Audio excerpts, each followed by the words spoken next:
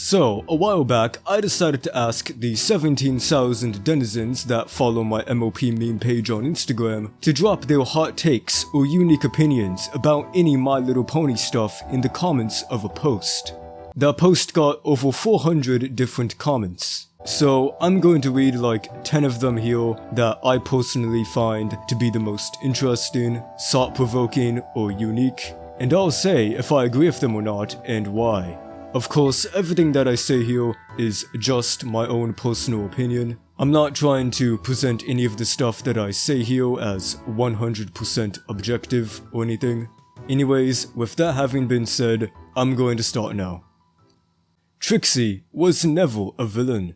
Yes, I believe she only ever acted antagonistic rather than being a full-on villain on the same level of somebody like Queen Chrysalis. In the episode Ghostbusters, she was basically just an overzealous stage performer doing her job that made up a stupid claim that she couldn't actually back up, so it ended up backfiring in her face. Nothing really too damning if you ask me. In the episode Magic Duel, however, she does want to actively get revenge on Twilight for humiliating her, but even then, I wouldn't consider her to be an actual serious villain, mainly because it's made pretty clear that the Alicorn amulet she was wearing was, to a certain extent at least, affecting how she acted, and like, hell, she quite literally even showed remorse and apologized to Twilight at the end of the episode before she ran off, which, to me, doesn't really seem like something that a truly villainous character would do.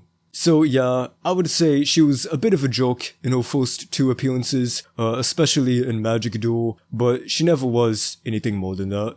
They shouldn't have waited so long to give the Cutie Mark Crusaders their cutie marks. Like, come on, there was so much extra development we could have gotten if they got their cutie marks earlier. Well, I feel like the point in the series where the CMC got their cutie marks, which is Season 5, Episode 18, was all around a pretty decent time and place for something like that to happen, because I would say that Season 5 was effectively the middle point of MLP Friendship is Magic as a series. So, in hindsight at least, I believe there was already a pretty good balance of their development as characters without their cutie marks, and their development as characters with their cutie marks. I think most people can agree that if they got their cutie marks in like Season 2 or Season 3, it probably would have just felt kinda underwhelming or less of a big deal, or to some, maybe just even flat out undeserved and rushed. Especially when you consider that the entire purpose of their arc before they got their cutie marks was them trying to figure out who they were as individuals and what they are supposed to do in life. And I think ultimately, for the majority of people, something like that is always going to take time, you know? Pipsqueak is the worst character in the entire MLP franchise.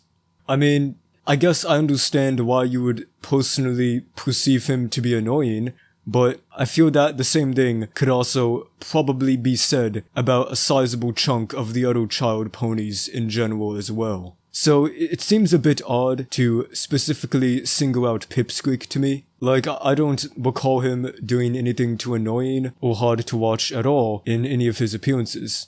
And if you dislike him because he's British, well, I hate British people too, but he is just a kid, and it wasn't his fault that he was born British, so in that aspect, I am willing to cut him some slack.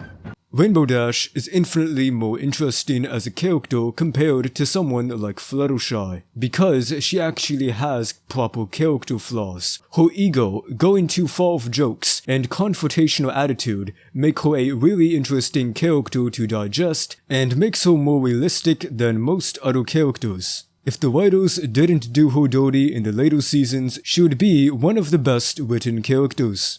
Yeah, I would say that this is mostly accurate. I want to clarify, I don't personally think Fluttershy is a bad character. I think she's pretty cool. But like, damn does Rainbow Dash get a lot of flack.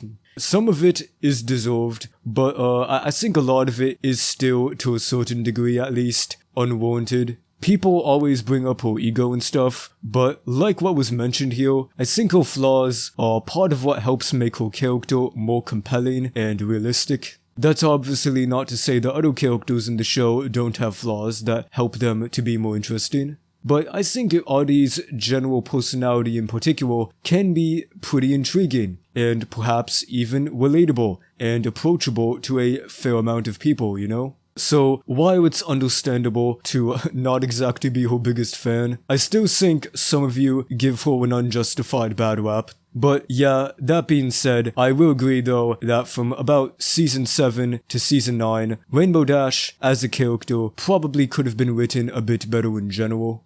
Some of y'all get too angry about small continuity mistakes in a kids show made to sell toys. I've never really ever witnessed too many people get actually genuinely angry or upset for any small continuity mistakes that happen in the show. I think most people that are pointing out things like that are doing it in more of a half-serious, half-joking kind of way, because yeah, honestly, I think it can be pretty funny to occasionally point out small mistakes and whatnot made in the show for fun. Despite that though, I will definitely agree that a few small people can every so often take it too seriously sometimes. Like, come on, it's an animated cartoon, stuff like continuity mistakes in some scenes are bound to happen. They can surely be funny to spot and point out, but at the end of the day, they certainly don't ruin entire episodes or anything.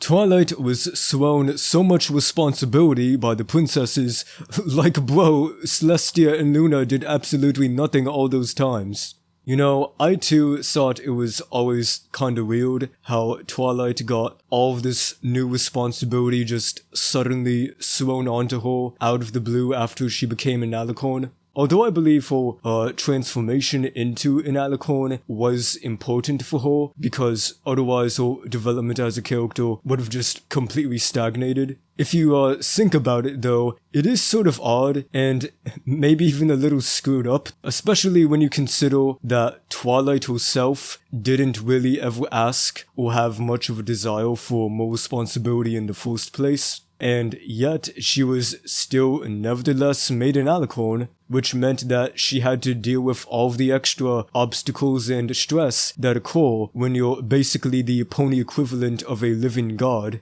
My personal favorite example of this is when in season 9, Princess Celestia goes up to Twilight and without warning, suddenly informs her she is soon going to be the ruler of the entirety of Equestria, so she and Luna can go off and retire or something. It's like, god damn, bruh, give Twilight a break. I hate slice of life. It's fan service for people who aren't even the main demographic, and I'm sure little kids would just be like, WTF is happening. Even as someone who grew up in a community that loved these characters, I really find it kind of cringy. Well, I do agree that some of the little kids that tuned into the Slice of Life episode back when it first aired probably were quite confused as to why, like, all of these random ponies they've maybe never even noticed before are suddenly taking up all the screen time. But honestly, even then, I still think the majority of kids watching it without context would still find it relatively entertaining. At the end of the day, I would say the episode is pretty harmless. The entire point of it is to just show appreciation for the MLP fandom and some of the characters that the MLP fandom is passionate about. And I would say that the episode successfully does that in a nice, creative, and inoffensive way that the vast majority of viewers can still enjoy, regardless if they actually participate in the fandom or not. Sunburst deserved more merch. Yes, this is very true. Hasbro, let me tell you something. You played my man Sunburst absolutely dirty, okay? They only ever released a grand total of like 2 Sunburst trading cards and one, I repeat, one single plastic figure of him back in 2018 that was also exclusive to Europe. Like, come on guys, my man Sunburst isn't a background pony, okay? He, without a doubt, unironically deserved better than this, like, I'm not even joking. Fluttershy will love and forgive a whole evil villain, but she will hate her brother for being, checks notes, unemployed. I think there is an important distinction between Discord and Zephyr Breeze that should be acknowledged here. he was a villain that Fluttershy helped reform, and despite all of the obstacles faced there, he still showed that he could still fairly quickly learn to be more empathetic and, less evil to those around him, I guess. But with Zephyr Breeze in the episode Flutter Brother, Fluttershy didn't just disapprove of him for being unemployed, she also disapproved of him because he was an almost constant nuisance to not only herself, but also their parents. And up until she confronted him in the Everfree Forest, he basically completely lacked any sense of willingness to change or grow as an individual at all.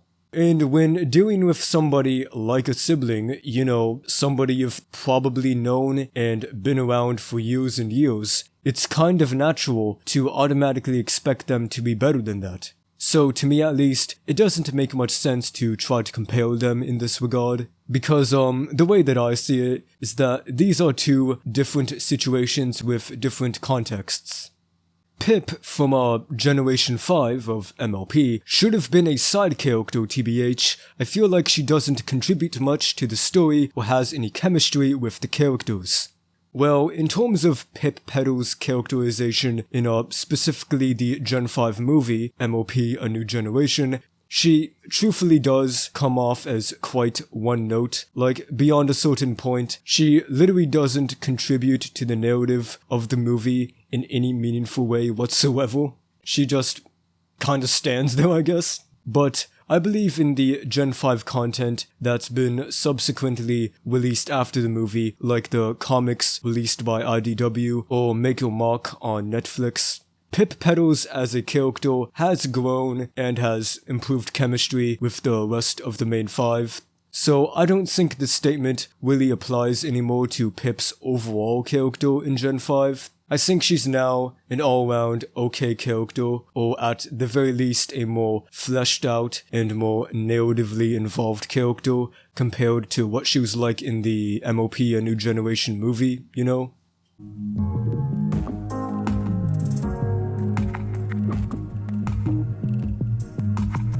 Alright then, so those were all of my thoughts on these select few MLP hot takes. So if you enjoyed this video, then do all of the normal stuff, like, share it around, and if you feel like it, go ahead and post your own thoughts about these takes, and my responses to them down below in the comments as well.